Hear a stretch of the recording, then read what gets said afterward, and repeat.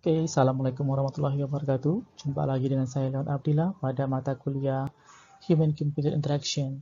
Untuk pertemuan kali ini kita akan membahas terkait dengan topik Computer Aspects. Pada pertemuan yang lalu sudah diperkenalkan interaction elements, use cognitive band, control and menus, metaphor and modes.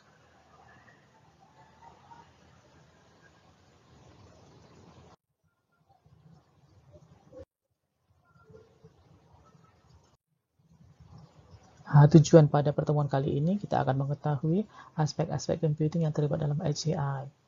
Yang paling mendasar itu adalah hardware, tetapi tren terkini ada lagi aspek-aspek yang lain.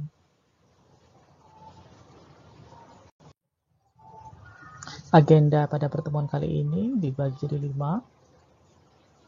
Kita akan lihat basic concept of computer, interacting with computers, field 2D and 3D interaction, physical control sensors, etc., and paper printing and scanning.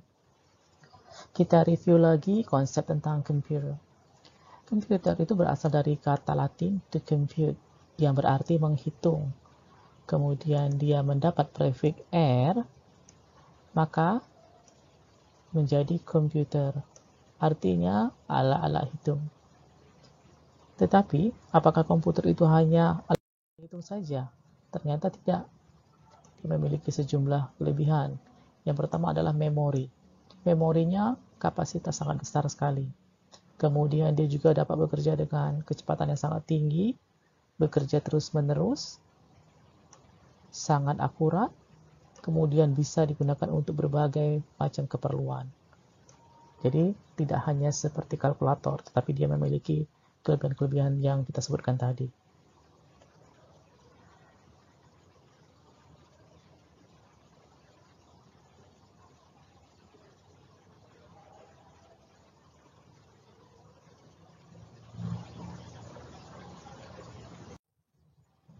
Kemudian, komputer aspek terbagi menjadi 3, yaitu hardware, software, dan brainware. Ini yang mendasar, yang konservatif ya. Untuk hardware sendiri, dia merupakan perangkat yang secara harafiah atau secara nyata dapat diakses oleh panca indera manusia. Yang kedua adalah software. Kebalikan dari hardware, perangkat ini tidak dapat diakses oleh panca indera manusia. Namun saat ini justru perkembangan software yang paling pesat. Yang ketiga barulah dari aspek brainware, yaitu orang-orang yang terkait dengan sistem computing, baik yang memberikan input, memberikan perintah, atau yang akan memakai hasil kerja dari computing. Ini untuk brainware-nya ada istilah analysis system, programmer, operator, atau data entry. Sedangkan software itu terbagi lagi menjadi operating system, programming language, application program, package program, utility. Sedangkan yang kita fokuskan adalah komputer aspek dari hardware-nya. Ini pun terbagi lagi menjadi input device, process device, dan output device. Selain yang tadi juga ada tambahan. Kalau sekarang sudah mulai ada tren virtual reality, physical interaction, paper, kemudian melibatkan memori yang lebih besar lagi kapasitasnya dan pengaksesannya cepat. Prosesornya juga memiliki kecepatan yang tinggi dan berada pada network. Berinteraksi dengan komputer, misalnya seperti ini, orang akan memberikan respon kepada sistem, kemudian sistem memproses, dia akan mengembalikan berupa sensor yang ditangkap oleh panca indera manusia.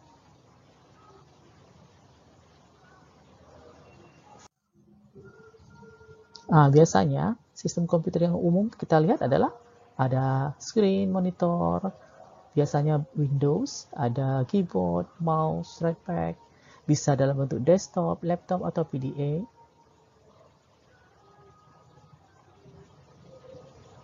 Seperti ini ya. Komputer juga sudah beragam, tidak lagi terbatas ya. Di rumah kita sudah mulai pakai komputer, mulai dari personal computer, bahkan TV kita sudah smart TV, juga microwave ya, pemanas, kemudian sistem keamanan.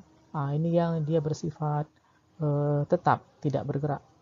Tetapi tidak sedikit juga computing itu sudah yang bersifat gadget yang kita bawa ya, seperti PDA, phone atau smartphone kalau sekarang ya, kamera, smart card, card with magnetic strip, electronic car key, USB memory, dan banyak lagi yang lainnya.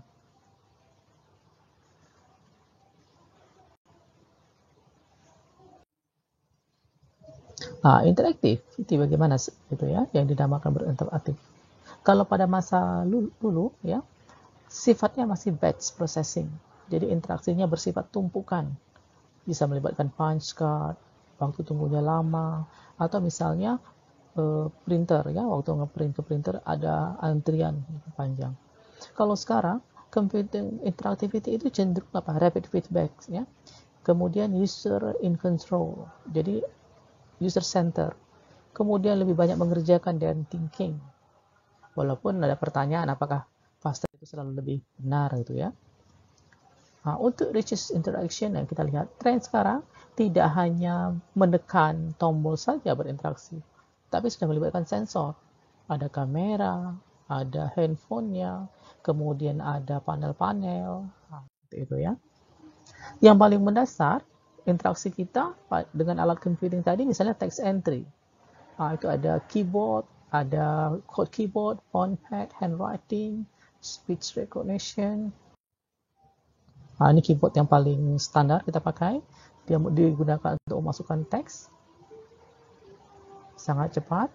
Kemudian key press close connection. Karakternya nanti yang akan diproses. Dihubungkan dengan kabel. Tapi sekarang trennya juga sudah wireless ya, keyboardnya. Nah, tampilannya kalau sekarang didominasi oleh tampilan Q, W, E, R, T, and Y. Jadi standar, seperti ini. Kenapa disebut Q, W, E, R, T, and Y? Karena pada baris kedua ada sekelompok keyboard touch-nya yang seperti ini ya, dan ini yang paling nyaman dipakai orang saat ini. Sebenarnya ada juga yang lain, misalnya yang alfabetik. Yang alfabetik, ini berurutan A, B, C, D, E, F, G, H, I, J. Tetapi ternyata banyak sekali ya kekurangannya, tidak cepat ya, itu yang paling banyak. Ada lagi kemudian keyboard yang namanya Dvorak ya. Dia mempelajari huruf-huruf yang dominan dipakai di finger kita. Nah, ini contohnya ya. Jadi kira-kira huruf A di sini, kemudian yang sering dipakai P, Y, F. Tetapi ini biasanya untuk yang English base ya, atau Latin. Mungkin bahasa lain belum tentu cocok. Selain itu juga ada special keyboard misalnya. Ada keyboard yang khusus dipakai seperti ini bentuknya. Hanya digunakan untuk apa ini? For one hand use. Jadi hanya untuk penggunaan, misalnya kalau di sini bisa salah satu tangan saja, bisa tangan kanan saja atau tangan kiri saja. Kemudian ada lagi chord keyboard namanya ya. Gambarnya seperti ini. Dia mewakili tangan kita ya, ada 5 touch. Kemudian yang juga cukup tren adalah phone pad N9N3. Mungkin yang pernah mengenal Nokia sudah tahu ya, seperti ini Nokia-nya. Ini T9 itu diambil dari sini ya, dari 1, 2, 3, 4, 5, 6, 7, 8, 9. Sekarang untuk menulis juga tidak repot-repot lagi, sejumlah alat sudah bisa handwriting recognition. Jadi teks bisa diinput ke komputer dengan menggunakan pena and digesting tablet.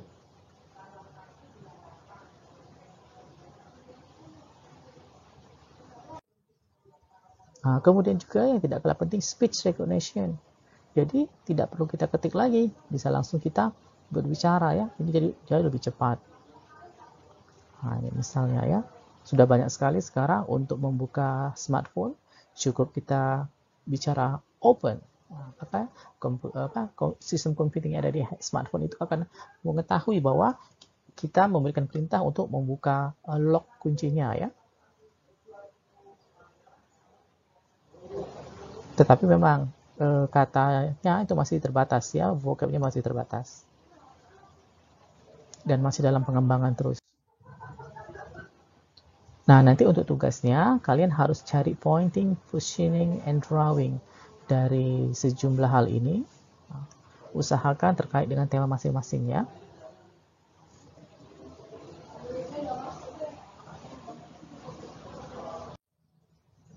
Kemudian display device. Nah, ini yang paling banyak kita lihat ya. Misalnya bitmap screen, bisa CRT, LCD, atau mungkin tipe-tipe monitor yang lain ya. Yang kedua, large and seated display. Dia ditempatkan pada tempat tertentu dan ukurannya lebih besar. Bahkan sekarang paper juga sudah digital. Ini seperti dari Sony misalnya ya. Kemudian lebih lanjut lagi, virtual reality and 3D interaction trennya. Sekarang positioning in 3D space tidak lagi 2 dimension ya. Nah, ini contohnya. Sejumlah game itu suka memberikan tampilan yang bisa kita putar, kita arah, lihat dari berbagai sudut pandang ya. Kemudian ada juga moving and grasping. Seperti ini ya.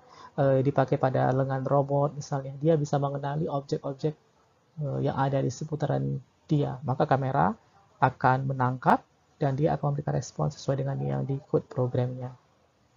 Kemudian juga seeing 3D. Jadi kita tidak hanya melihat flat, tapi 3D seperti realnya.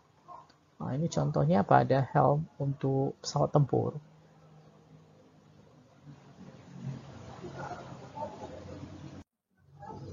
Kemudian, interaksi juga melibatkan physical control, sensor yang banyak ya. Ada misalnya spatial display and gauge, seperti ini. Jadi dashboardnya sudah digital ya. Kemudian sound, touch, feel, smell, physical control. Ini dia banyak sekali ada yang melibatkan sensor-sensor, bisa pada jam tangan, kemudian pada lutut ya. Sensor tadi akan bekerja ketika ada gerakan atau movement dari orangnya. Nanti dia akan ditangkap oleh sistem. Kemudian ada juga environmental and biosensing. Yang paling maju ini misalnya di mobil. Kita lihat mobil kalau rem dia bisa berbunyi ya kalau misalnya mau parkir ke belakang. Begitupun kalau diatur jarak mungkin 1 meter atau 2 meter dengan kendaraan atau objek di depannya. Apabila sudah ada yang tertangkap sensor, dia juga akan memberikan reaksi. Biasanya berupa bunyi atau cahaya. Paper juga sudah mengalami kemajuan yang sangat pesat ya, print technology. Selain dicetak, kita juga bisa apa? Scan ya. Jadi apa yang ada di sini bisa langsung kita rekam dalam bentuk digital. Apa yang kita lihat, itulah yang kita dapatkan. Sehingga istilahnya adalah what you see is what you get. Bahkan sekarang juga sudah mulai diciptakan. Nah, seperti ini coba lihat. Ini kertas newspaper yang baru, semi-transparent ya. Bahkan ke depan bisa saja isinya berubah setiap hari sesuai dengan news yang ada pada koran itu. Begitu juga teknologi scan dan OCR. Ini juga banyak ya. Maka sekarang alat-alat scanner itu sudah banyak tidak dipakai. Untuk ukuran tertentu dan size tertentu kita bisa cukup menggunakan smartphone saja. Dengan aplikasi dia bisa men-scan objek-objek yang kita inginkan. Contohnya seperti ini ya.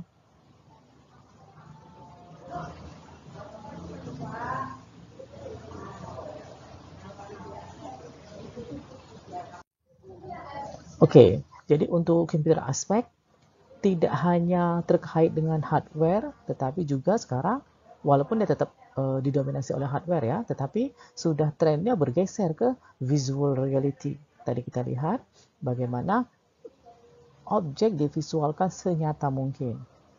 Kemudian melibatkan apa? Interaksi fisik. Dan dilengkapi dengan sensor. Jadi kita tidak perlu lagi sibuk memberikan masukan pada terminalnya. Kita beraktivitas seperti biasa, kemudian sistem melalui sensor, baik itu yang dilekatkan di tubuh atau pada lingkungan kita, akan membaca dan merekam, kemudian dikirimkan ke prosesor yang akan mengolahnya. Bahkan saat ini paper pun itu juga sudah menjadi komputer aspek yang banyak digunakan ya.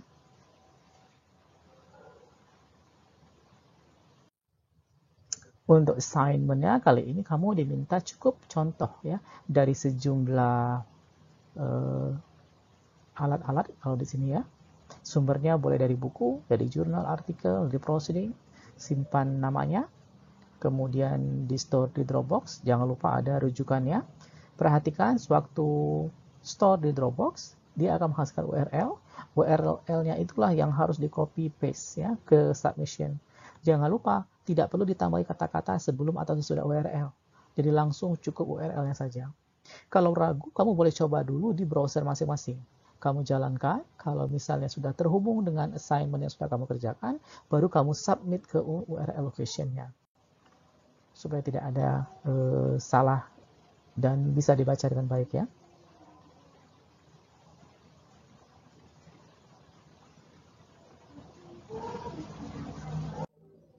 Ini referensi yang kita gunakan pada pertemuan kali ini.